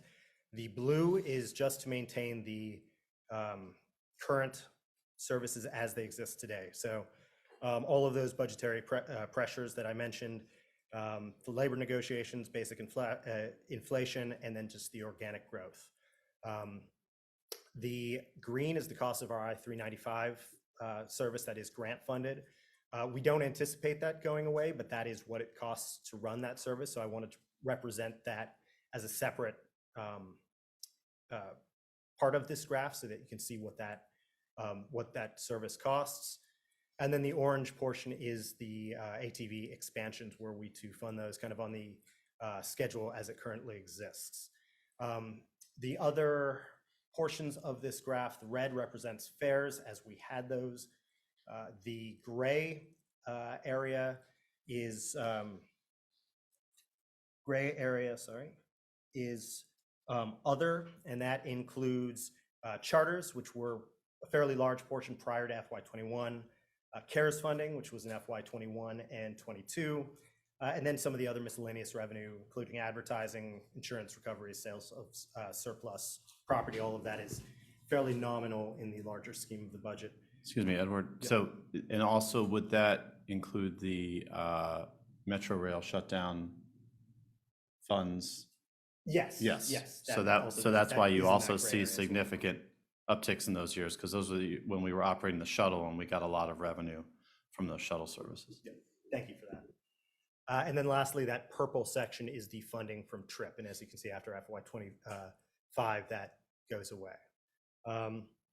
So we wanted to present all of this so that the board and the city could see sort of what it's going to take in the next 5 years and coming up in this horizon to keep Dash running as it is today. You know, we want to avoid service cuts, and we want full transparency that this is what it's going to take to keep us operating at the level we are, and then what it will take to fund those ATV expansions that we've identified as priorities.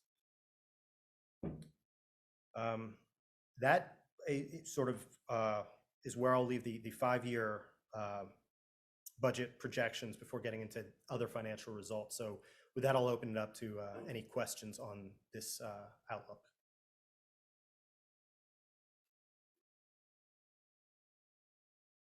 All right. I mean, Edward, I know you're new, so it may not be fair. Have we ever done this before? I don't remember ever getting it as a board member. I don't remember Dash has done this exercise previously.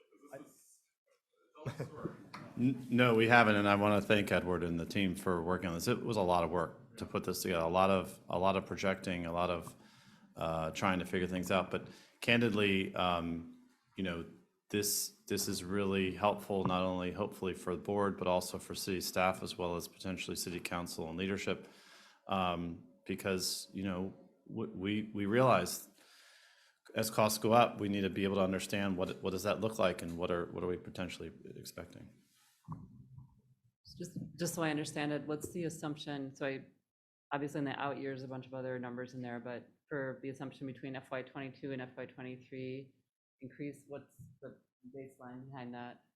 So the FY22 to FY23, FY23 is our true budget this year. That is what was in our budget this year. Got it.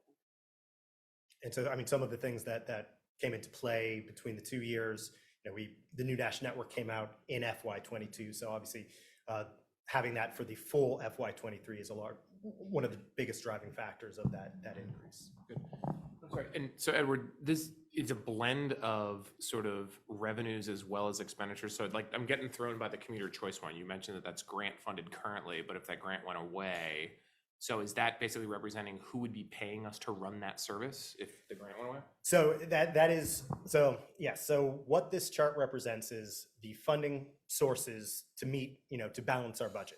And so if that grant were to go away, that is the additional cost that would be then taken on, assumably by the city subsidy.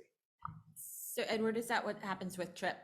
When the purple stops, it comes down into the blue? Correct. Okay. Yeah. And with the TRIP grant, there are assumptions that the city will take on, X dollars. And so we've built that in. And then as the costs have increased, we've also added in those additional costs just to make sure that the budget balances. Got it. And this is, Josh, to your point, I mean, and the the manager is actually looking for us to be doing. I mean, we're calling it forecasting, but it's really, here's what we're doing now and here's what it is going to cost us. So, staff, council, the community know if you do X, here's what that's going to mean in 1 year, 3 year, 5 years, and that we understand the kind of the long-term responsibility of some of our choices and commitments and things like that. So yeah, I think the manager will find this super helpful to just see what the decisions we've already made mean 5 years out. I mean, basically it's a 50% increase in the city's subsidy from 23 to 28. Well, and Kendall, I'd add like even more imminently than that. I mean, this is basically showing a fairly significant step up from the 23 cycle that we're in the middle of to the 24 cycle we're preparing for to get to nearly a $40 million budget in FY24. You got your BFAC hat on, I don't really you? do. I mean, that. Yeah, and it's hard to see on the screen, but you can see the sort of vertically aligned new CBA marks. And you can see that first line, that first vertical line between 19 and 20, you see how big of a jump that was. So we're trying, I think Edward applied kind of past experience along with looking at what's going on sort of regionally and what the demands are. And we know that this coming year, there's going to be a, and again, of inflation, all the other factors, right? So we've kind of marked those with the new CBA anticipated. So then you see, assuming that we were to do another 4-year agreement, you see another spike there in 28 because of the same. But I think, and I'm taking the wind out of you. I don't mean to steal your spotlight here, but yeah. For both of the new CBA agreement years, we assumed again a 4-year agreement like we did in FY 29 to 20. What we looked at were some of the new CBA agreements that have been reached by regional partners. We assumed sort of the inflationary pressures and what that would mean to those negotiations and the rate increases. And then we followed in the years of the CBA, so the first, second, and third year, we followed a similar increase structure that we had in the current CBA. So sort of, percentage and a half, 2.75 is what we did for the first years of the existing CBA. And so we assumed sort of that with a little bit of built-in cushion once those agreements are reached. But we assume the years that those agreements are made in, there'll be the significant jumps based on what we've seen regionally. That'll be important. I mean, city-wise, we've got 2 other CBAs in the works and the added pressures all over the place. So I just want to say thank you for this because I know this was a lot of work and I think it's really helpful to look at and understand, what the overall funding is over time, because it's a lot easier when you're just talking about 1 year and it's just an extra $1 million to add this one thing, but then it's that continuing year after year. And so to kind of see the trajectory is really helpful for us as we make decisions and have to kind of figure out balance some trade-offs that we might have to make. Appreciate it. And if I could also add, I think this does a very good job sort of adding urgency and purpose to our planning for federal grant applications. I have a comment, Ed, right? When you are looking at this, and Josh too, this is just a curiosity.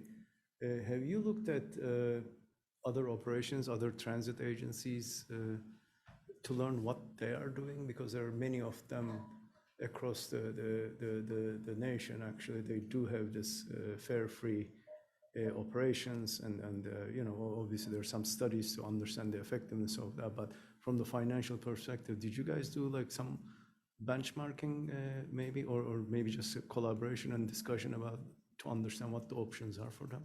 So in this direct analysis, we didn't look too much into other agencies other than to compare some of the cost increases, especially as it pertained to labor. But for this analysis, not in depth, no.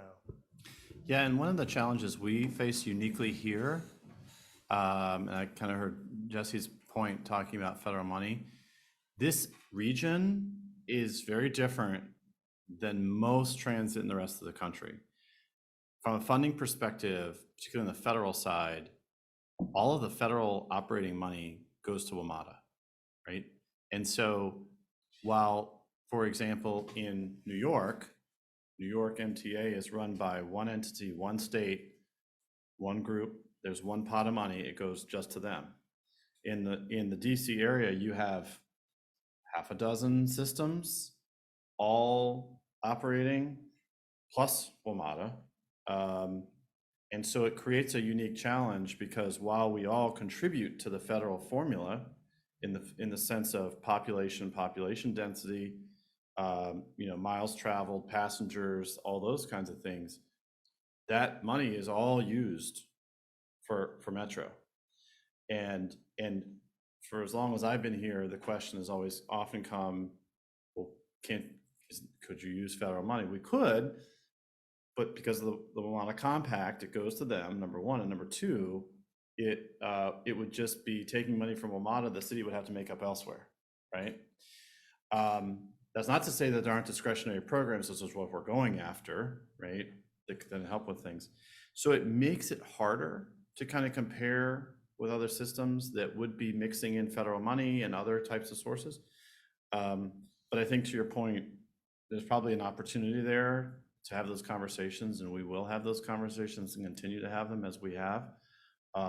That's one of the places where we always emphasize when staff go to trainings and conferences, talk with others, see how they're doing these things.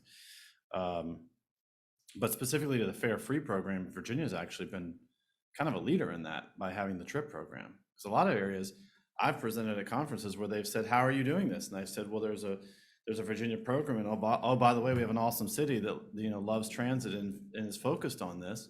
And they're like, well, I don't have either of those things. And so I don't really know what to do about Fare Free. But I think it's a valuable point, and I appreciate you making it, Will. But this is really just dash against dash here. I think that lends also to the importance of that 395 and trip money, because that is some of the only operating funds that we actually can get. And so we hope to continue to get those, or else that blue bar gets a lot bigger when the green bar goes away. And we are the best on the 395 program, I'll just say that. Yeah, that's true. Seriously, like we have hands down some of the most significant impacts with the 395 money that we're using, so. All right, if there are no other questions on the 5-year budget outlook, I'll go on to the FY 22 year-end results. I will say at our last meeting in June, we were looking at April financials and kind of where we were projected to end the year there. At that point, we were looking at over $1 million deficit. We ended up finishing the year with a deficit of $154,000. There were several factors that helped us to really close that gap. One of those was at one point when we first got TRIP, we were going to essentially give back $400,000 to the city. We were allowed to keep that part of the subsidy, so that was part of it. But the biggest, some of the biggest things that really helped us to close that deficit a bit, the 395 grants were larger than had been forecast, and that's because some of our costs were higher, especially fuel costs. Those go into the rates at which that is reimbursed. We were very conservative in our estimates in fuel costs, and fuel did come down slightly from our estimates, so that helped. But some of the biggest things that really helped us to close that deficit were some of the efforts by staff to reduce discretionary spending and be more conscious about what we were spending. The way that we look at those year-end projections are we assume certain budget line items spend everything within that line item. So looking at those projections towards the end of the year, those were factored in. And as staff looked at the tight conditions that we were facing financially, we did look at ways to cut some of those discretionary spendings, less travel, those types of things. And that went a long way in helping us to reduce that deficit that we were looking at as we approached the end of the year. So FY22 ended 154K deficit versus what we had been looking at when we all last met in June. Were there any negative factors by reducing those discretionary expenses? I would say, I mean, not having the opportunity to go as to, as potentially as much travel, all of that does have some negative impacts. Quantifying that is kind of hard to do because it's sort of a, can't put a monetary value or, qualitative value to it, but. Well, is it something that can be permanently factored into the budget, or is it necessary at some point? I would say it's not ideal to have those cuts be permanent. We could make them when we were facing the tight fiscal situation, but the long-term benefits of being able to have, staff go on those types of conferences and more staff attend those, more trainings, those types of things always do have a long-term benefit to enhancing staff, enhancing performance, enhancing regional connections and those types of things. So I would say it's probably not ideal to make those permanent cuts. We can make those as necessary when we face tight fiscal situations, but when we have the budget available, I think it is worthwhile to. Are you able to come up with a figure of what expenses were actually saved? I could look into doing an analysis on that and see, kind of putting a actual dollar figure to those. I mean, because going from, $1 million projected deficit to 154 is not nothing. Yeah. I mean, that's pretty significant. And I mean, it'd be nice to know which of those three, what the percentages were of each, or even just an estimate. 200 on the I-395, what's the fuel savings? Right. Yeah. Do you have a ballpark figure on fuel? So the fuel, I can tell you, when just off the top of my head, it was, I think we ended the year at about 850K over budget on fuel, and we were looking at well over $1 million. So it was a couple $100,000 there, which is a huge percentage of that. I mentioned the ARPA funding that we were allowed to keep, that was $400,000. And then the commuter choice grants, the I-395 grants, they were a couple $100,000 over. So I think the staff efforts really helped us to, close that as those other things came in. But I could, on further analysis, kind of give a percentage. I mean, that helps. Yeah. And deferring a few things until the new fiscal year is also another strategy. Sometimes looking at things like capital expenditures or things that are an annual cost that you can kind of push out a month, right? There was a number of those. A lot of things happen in the summer. So those are probably factors too. But yeah, to Edward's point, you're looking at 700K just between fuel and that, that trip money and then 395, probably a couple $100K. So yeah, we don't have $1 million worth of training that we saved, that's for sure. I would wonder why we had $1 million of training to begin with, but secondly, I would think that would have a dramatically terrible impact if that was what the case was. So yeah. All right, and I will move on from FY22 just to our first month of FY23. Here's kind of the summary, and this is also in the packet if you'd like to look at it a little further. FY23, I will preface this by saying, projections based on 1 month are very elementary, should be taken definitely with a grain of salt. Some of the factors were low. So July, we finished with a surplus of about 286K. We're looking at a year-end surplus of just over 22K. And I'll say that should be taken with a grain of salt. 1 month's projection, gives us very elementary picture of things. Some of the factors that led to that large surplus, July's first payroll is accrued back into the previous fiscal year because the time period that it covers is actually for that fiscal year. This is consistent with what we've done in past fiscal years. Looking back at the last several fiscal years, July has almost always had a surplus because of that payroll. So just want to preface it with that. And the way that the year-end projections are sort of straight line, some of those impacts will smooth out as the year progresses. Other things that we're looking at as far as looking towards the end of FY22, fuel costs will continue to present a budget issue in FY22 or FY23 as it did in FY22. We went into FY23 with a assumption of $2.40 per gallon of diesel. Our most recent, as of yesterday, was 372. Less pressure than we were facing towards the end of FY22, but it is still, especially FY22, we went in with $1 and something as our budget figure. So it, things are going in the right direction, but it is something we'll continue to need to monitor in FY23. Advertising revenue has remained fairly elusive, something that we need to monitor closely.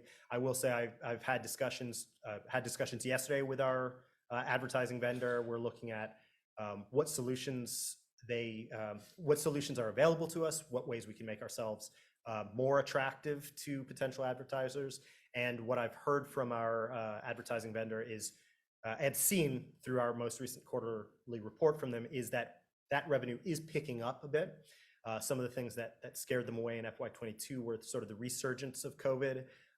Some of the more local, smaller vendors that we had been trying to reach were kind of scared away by the Omicron surge, other things, and so they pulled back some of that advertising. But we're seeing some of the larger vendors, larger vendor that is in works to sign a fairly large contract around 20K or so.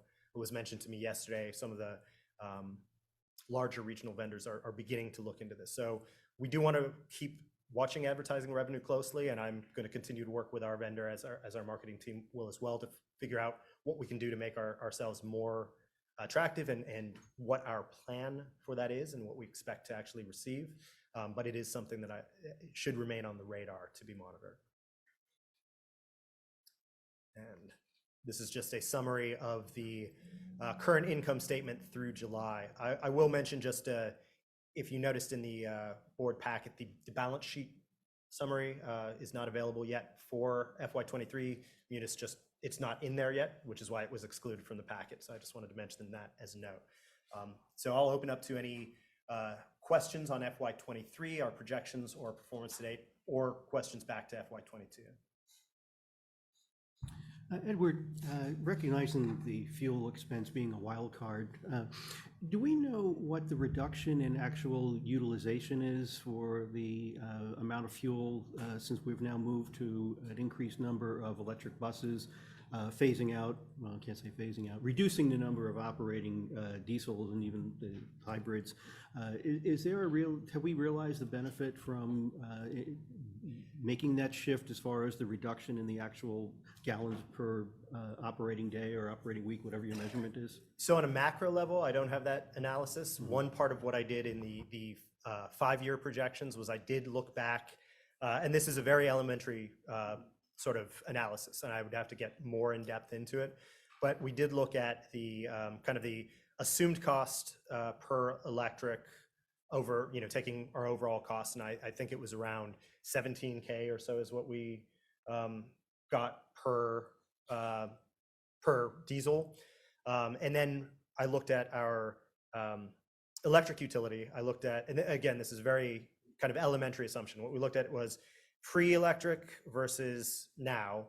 I looked at the EIA's regional electricity inflation rate, kind of applied that as an assumption, and then looked at the difference and said, well, that, on a very elementary level, that difference between the inflation and the cost increase, that must be our electrics. And I sort of then divided that by the number of electrics, and that was around 4 to 5K a year. So there is a difference. Again, that is very elementary, and I would have to go more in depth to get true precise figures, but that's kind of basic back of the envelope where things are looking. So there's definitely savings. I don't have it on a macro level. That would be a whole nother analysis we'd have to do. No, I appreciate that. And again, if you project out over 10 years, as we start increasing the size of the electric bus fleet, if we can eliminate some of these variable expenses, not that electric power from Dominion Electric is not, but it's probably less elastic than the cost of diesel fuel. Yeah. But thank you for the answer. Absolutely. All right. If there are no other questions, I will turn it over to Martin. Thank you.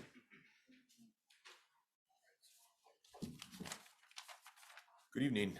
Martin Barn, Director of Planning and Marketing. I hope everyone had a very restful and enjoyable summer. It's good to see you all again. I have 2 items on the docket tonight. Both are just FYI informational items. No board action is required. The first item is a KPI dashboard preview.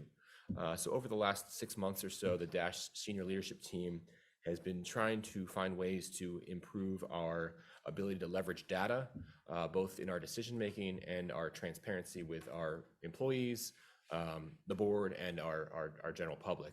So one of the things that we've come up with is a series of dashboards that we're going to be developed, that we're kind of in the process of finalizing right now. I do have one to share with you tonight, but the idea is that there'll be a series of about 6 dashboards covering things like ridership, reliability, safety, customer service, HR recruitment, and finance. We will be updating these dashboards on a monthly basis, and we will be reviewing them as a team, as a leadership team each month. We'll also be sharing them with the board through the board reports. We'll be putting them up on the monitors around our facility so that our employees can be kind of up to speed on how we're doing performance-wise, and then also putting them on the website so that the public can see them as well. So kind of an effort to have better data on these key metrics that the leadership team has identified, also to be able to kind of share those publicly and with our workforce so that we have better accountability. So just one of the, we're probably gonna be coming back, it may not be next month, it may be the month after. We're still trying to finalize these dashboards. This is just a preview of one of the 6 dashboards. This is the ridership dashboard that we're fine tuning right now.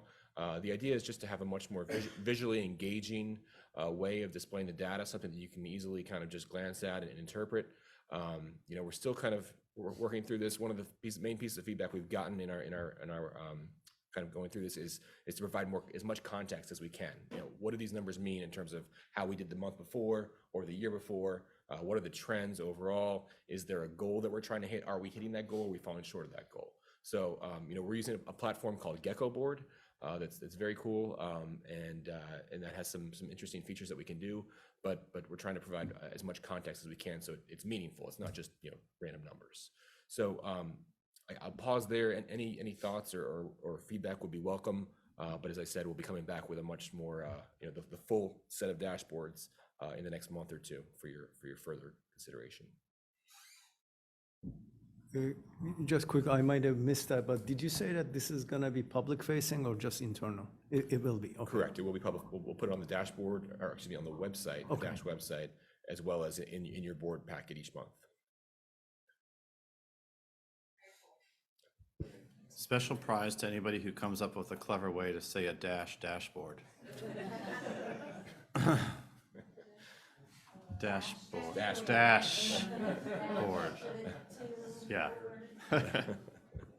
So, and these are actual July ridership numbers here. You know, I'll kind of be getting into ridership in a second, but as you can kind of see, there are some positive trends in terms of the average weekday, Saturday and Sunday boardings. We've doubled our weekday and Saturday boardings compared to the same month last year, and we've actually tripled our Sunday average ridership. So really excited to see those trends, which you can also see in the bar graph over the last 12 months, route by route numbers, and then the trolleys at the bottom. I will note, you know, we've had a lot of positive news to report over the last couple of months, I should say, in terms of ridership growth. The trolley has been flagging a little bit, especially over the summer months. Usually the trolley is very high ridership in the summer months with all the tourism activity, but we did not see as much of a recovery as we had hoped for this summer. It's probably due to the 2 factors. One, you know, obviously we're running a lot more free service on King Street, so you don't just have to wait for the trolley. You can just jump on whatever bus is coming along. I think that's a huge factor, and that's a good thing.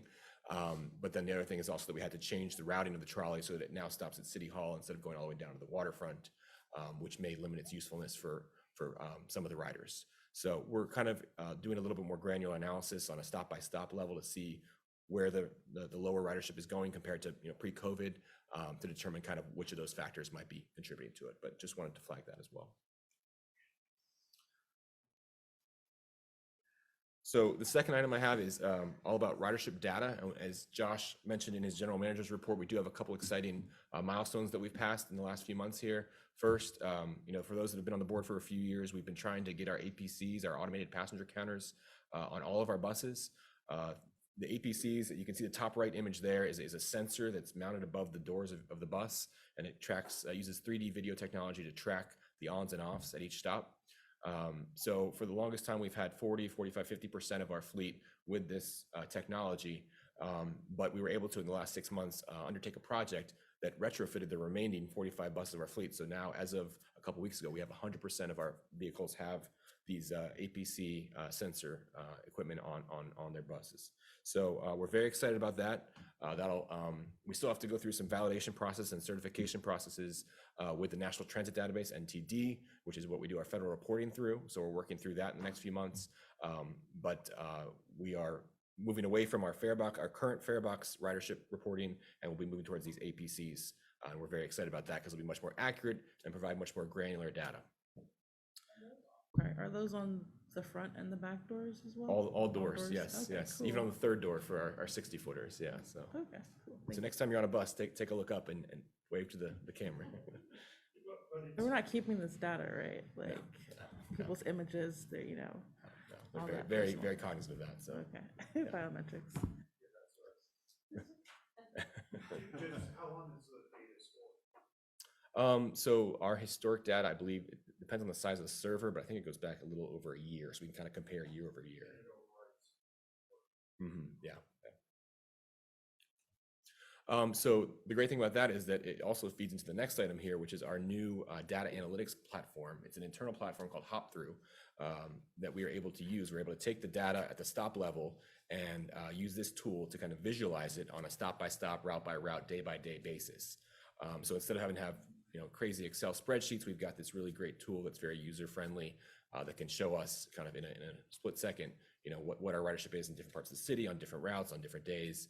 And so we're just beginning to utilize that now. We've gotten it up in the last 2 months, and we've already started to really depend on it. So you'll probably be seeing a lot more maps that look like the one on the bottom right there in our board reports and in our outreach over the coming months and years.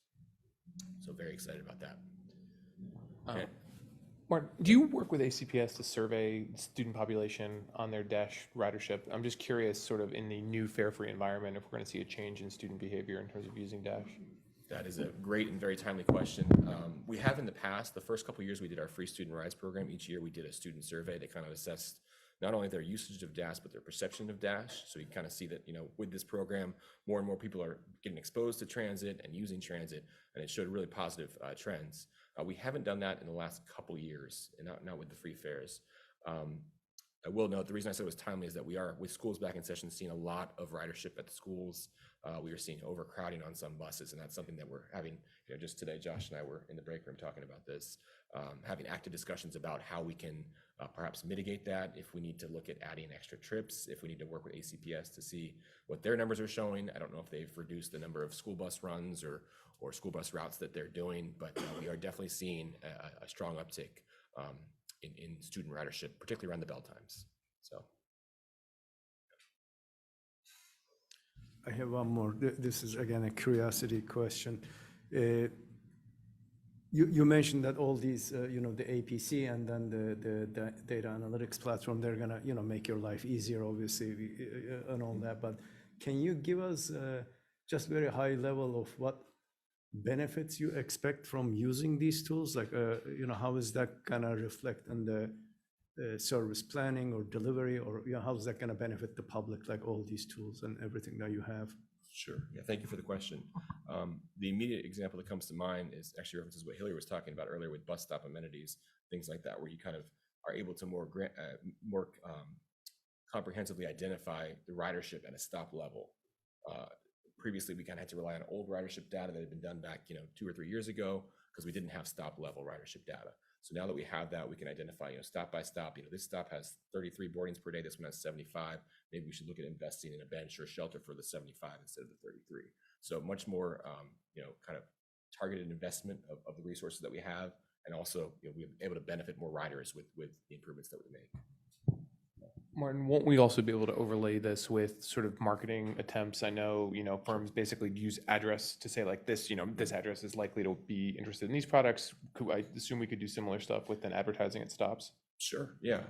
We don't do too much at stop advertising right now. We do have like real-time displays that have the ability to put like service notices or potential ads in the future. But yeah, kind of targeting a lot of our outreach. If we're doing a pop-up event, maybe we can kind of focus on certain stops that we've identified through these data portals.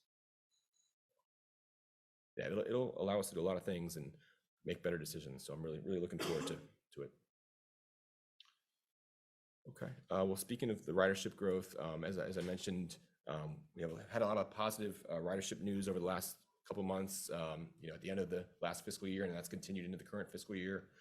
Just real quickly, you've seen the version of this graph in the past, but the blue line is FY20. You can see it kind of fell off when COVID hit in March of 2020. Then the orange line is 21, where we kind of flat and we're kind of just surviving through COVID. And then gray is last fiscal year. You can see at the start in September of 2021, the gray line kind of started to go up, and that was when we went free fares and the new network. We had a dip in January and February due to Omicron, but then we got right back on track. And that has continued all the way through into the yellow line of FY23 with the July and August data there, which you see is continuing to go in the right direction. So we've basically been above our pre-COVID levels since this past March, and it doesn't show any signs of slowing down. So we're really thrilled about this. Hopefully the shutdown that we're just started on will not hit us too hard. We're still kind of looking at the early ridership returns from the first few days, but we're keeping our fingers crossed that won't hit us too hard. But yeah, really positive signs here.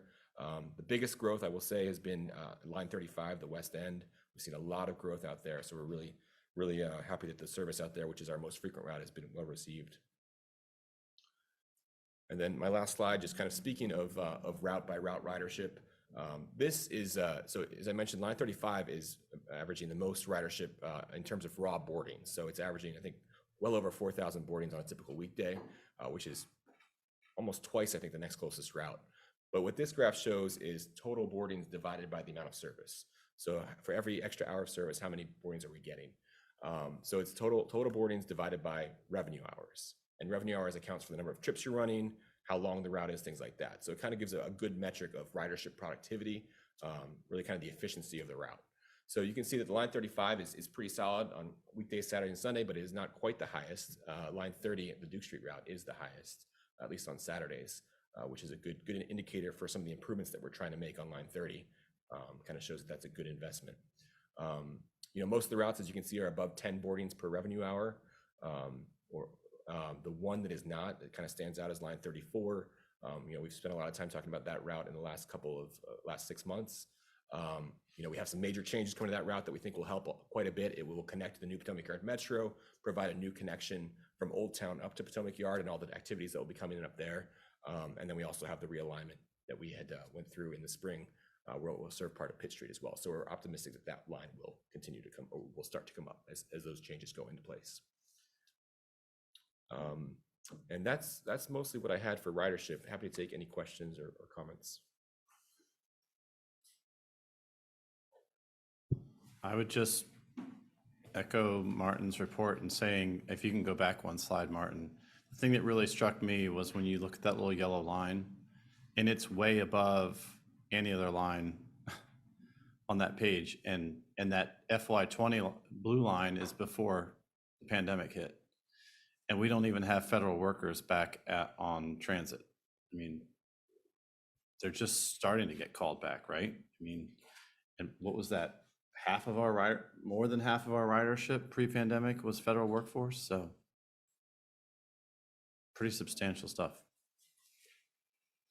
Well, with the metro shutdown and the Yellow Line Bridge, might be a problem. Do what? The Yellow Line Bridge work. Yeah. The car construction, people may be working around a little. Oh, yeah. Yeah. When does that go to May? Yeah. Mm-hmm. Yeah. We just can't catch a break here in Alexandria. Thanks, Mark. Thank you. Mr. Chair, that concludes the staff reports. So I'll turn the meeting back over to you. Thank you very much, and really a lot of good news, and I appreciate all the efforts we're making. So again, you had an email from me with some potential items for an executive session, but nobody requested one. Is that still the case? Okay. So our next meeting is going to be October 12th, 2022 at 5:30. Per the other email I sent out, we're going to be at City Hall because we're going to try alternating to just see how that impacts public engagement. And we do have some tools that will still allow hybrid meetings. So if anyone has to participate remotely, you'll still be able to do that using the OWL, and then we'll likely be back here in December.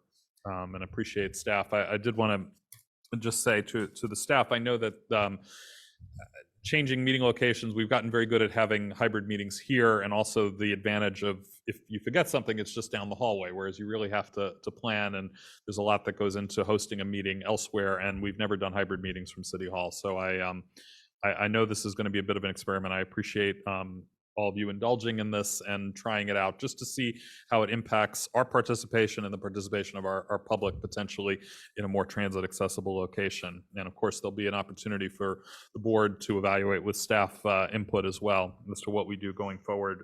We'll likely do that in the spring. So with that, is there any other business that needs to come before the board? If not, I'll entertain a motion to adjourn. Steve, Matt, second by Matt. All in favor? Aye.